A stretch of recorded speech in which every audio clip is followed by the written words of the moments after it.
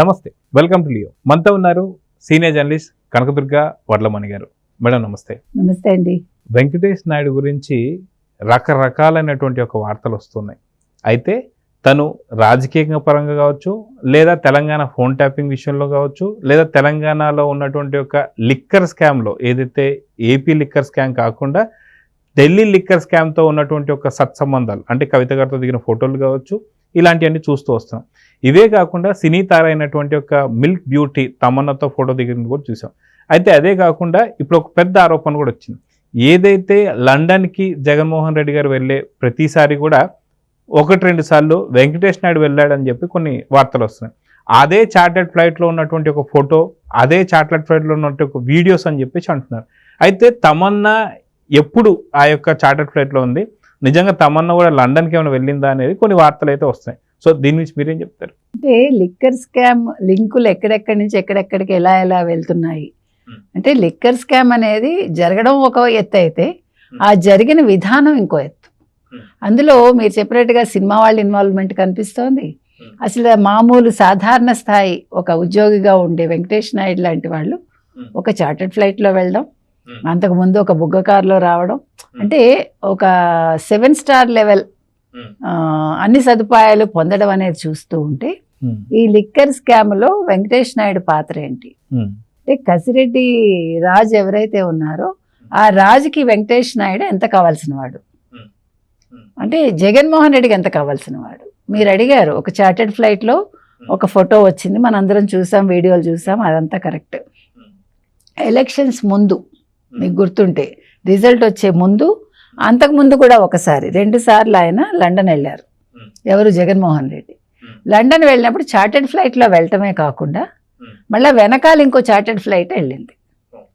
ఇది అందరికీ తెలుసున్న ఓపెన్ సీక్రెట్.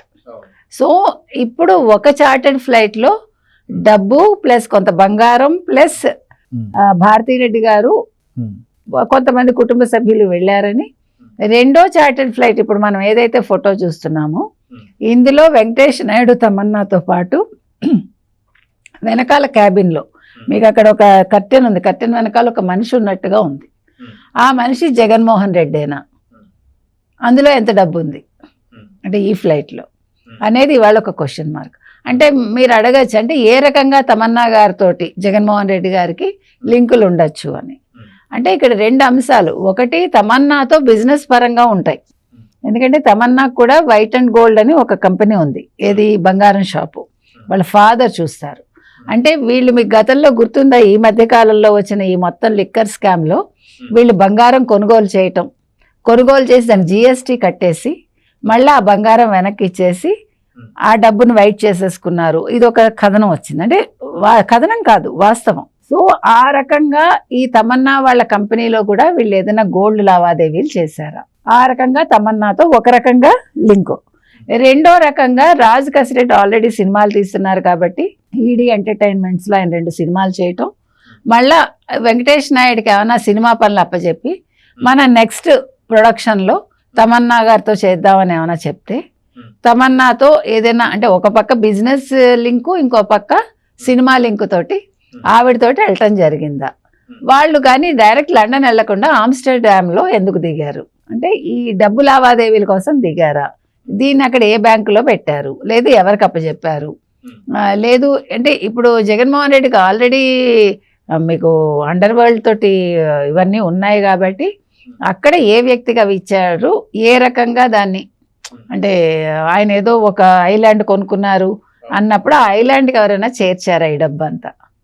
అంటే ఇది ఎందుకు చెప్తున్నాం అంటే, అసలు ఐలాండ్ పేరేంటి, ఐలాండ్కి ఇవాళ సిట్టు బృందం వెళ్లాల్సిన అవసరం ఉందా? అంటే ఆ కోణంలో కూడా వాళ్ళు ఆలోచించాలి కదా. అంటే లింకులు అనేవి ఇప్పుడు ఎక్కడెక్కడి నుంచో ఎలాగో వచ్చి 12 అట్టపెట్టెల్లో 11 కోట్లు సరిపోతాయి అనే ఒక లెక్క జగన్మోహన్ రెడ్డికి తెలుసున్నప్పుడు ఇన్ని వేల కోట్లు ఏ రకంగా పెట్టాలి అనేది కూడా వారికి తెలుస్తుంది కదా. అంటే ఇంత డబ్బుని ఎలా పంపించాలి, ఎలా మనం సేఫ్గా పెట్టుకోవాలి అనేది. కాబట్టి ఇన్ని లింకులండి, అసలు ఇది ఒక సినిమా కూడా సరిపోదు. మీరు ఒక మామూలుగా సినిమాలకి ఫస్ట్ పార్ట్ సెకండ్ పార్టే ఉంటాయి, కానీ లిక్కర్ స్కామ్ మీద తీస్తే మీరు ఒక 10 పార్ట్లు తీసుకుని మీరు అసలు లిక్కర్లో వాళ్ళు సంపాదించినంత మీరు సంపాదించవచ్చు ఆ సినిమాల మీద. అంటే అంతలాగా ఒక క్రియేటివిటీ, అంత ఒక డిటెక్టివ్ ఇదంతా కూడా నడిచింది.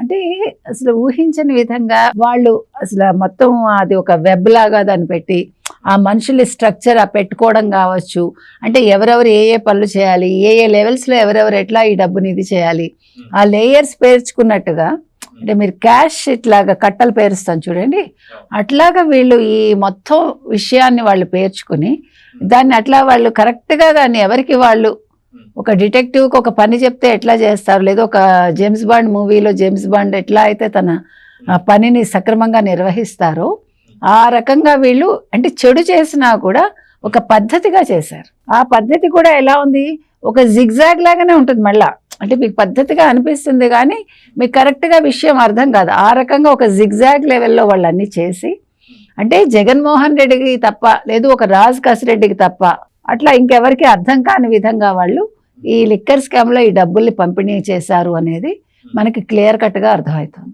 అయితే వైసీపీ నాయకులు ఎవరైతే ఉన్నారో దొరికిన 11 కోట్లు కావచ్చు, అదేవిధంగా 35 కోట్లు ఏదైతే లెక్క పెడుతున్నటువంటి ఒక వీడియో కూడా మనం చూసాం. వీటి గురించి అంటే డబ్బుల గురించి మాట్లాడకుండా వెంకటేష్ నాయుడు చంద్రబాబు నాయుడుకి దగ్గరగా ఉన్నారు, లోకేష్ గారికి మరీ దగ్గరగా ఉన్నారు, వెంకయ్య నాయుడు గారితో ఫోటోలు ఉన్నాయని చెప్పేసి మాత్రమే వాళ్ళు సాక్షి పత్రికలో ప్రచురిస్తున్నారు.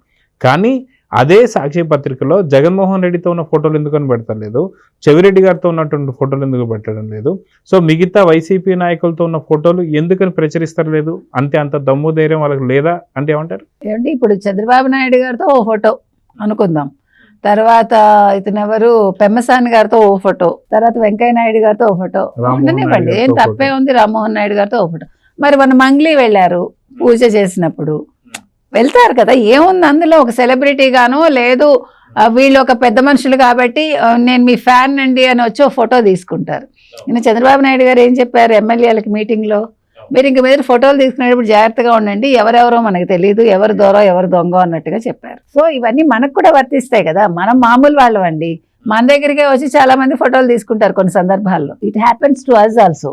అలాంటిది ఒక చంద్రబాబు నాయుడు గారికో లేకపోతే ఒక వెంకయ్య నాయుడు గారికో జరగడం ఆశ్చర్యం ఏముంది, వాళ్ళు వీళ్ళెవరు అనేది వెతుక్కుని వీళ్ళేమి ఫోటోలు తీసుకోరు కదా. సరే ఏది ఏమైనా వెంకటేష్ నాయుడు అనే అతను ఎవరో తెలియకుండా ఒక ఫోటో తీసుకుంటారు.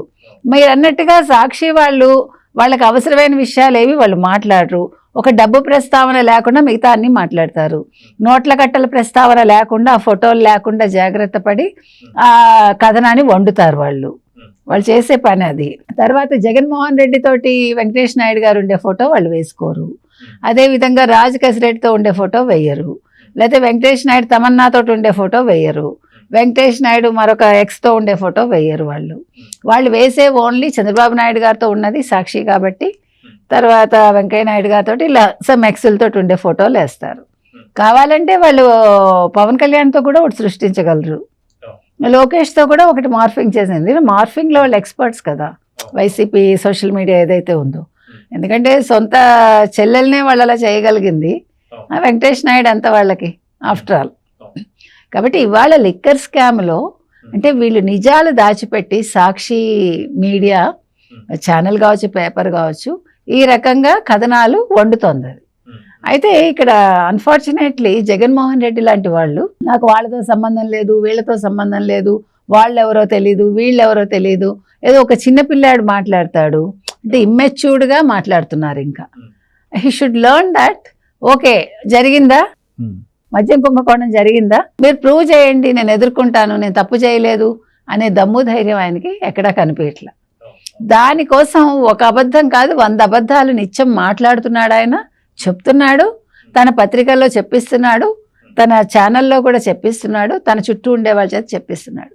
కానీ అది కాదు, నిజంగా నువ్వు నాయకుడు అయితే, నిజంగా నువ్వు రాజకీయాలు చేసిన నాయకుడు అయితే ఓకేనయ్యా మద్యం కుంభకోణం జరగలేదు, నువ్వు డే 1 నుంచి ఈ మధ్యకాలంలో అదే కదా చెప్తున్నావు చెప్పిస్తున్నావు, నువ్వు ధైర్యంగా చెప్పు నేను చెయ్యలేదు మీరేం చేసుకుంటారో చేసుకోండి, ఏ సిట్ వాళ్ళు వస్తారో ఏ సిబిఐ వస్తుందో లేదో ఈడీ వస్తుందో ఎవరు వస్తారో రండి నాకు బాధ లేదు భయం లేదు, నా అడ్రస్లు ఇస్తాను, నేను లండన్లో ఎక్కడ ఉంటాను, నేను ఏ ఐలాండ్ కొన్నాను మొత్తం మీకు కాగితాలు ఇస్తాను వెతుక్కోమని చెప్పు. ఇంకొకటి ఇప్పుడు నువ్వు ఉన్న తాడేపల్లి కూడా మీరు వచ్చి ఇప్పుడే వెతుక్కోండి సెర్చ్ చేసుకోండి అని ఈ క్షణంలో చెప్పు. లేదు యలహంక కూడా చూసుకోండి పనిలో పని, కావాలంటే హైదరాబాద్లో కూడా చూసుకోండి.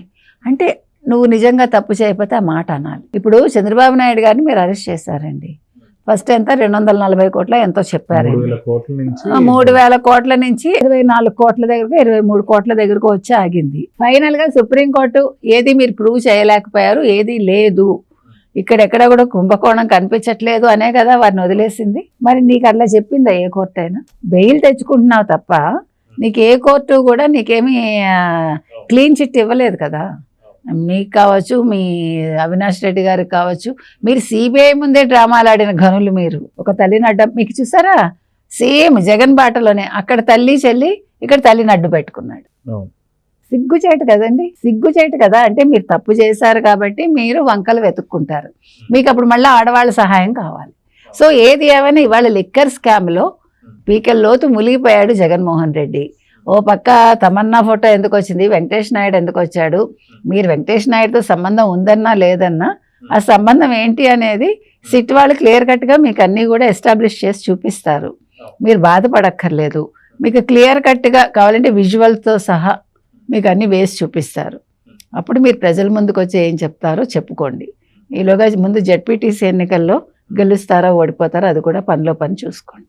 సో చూద్దాం మేడం, ఖచ్చితంగా వెంకటేష్ నాయుడు ఎవరు, అసలు తమన్నకి ఈ యొక్క విషయంలో సంబంధాలు ఏమున్నాయి, సో మొత్తానికి తీగ లాగితే లండన్ డొంక కదులుతుందా అనేటువంటి ఒక విశేషాలు బయటపడుతున్నాయి. సో చూద్దాం జరగబోతుందో. నమస్తే. నమస్తే అండి. Please subscribe to Leo News for more videos.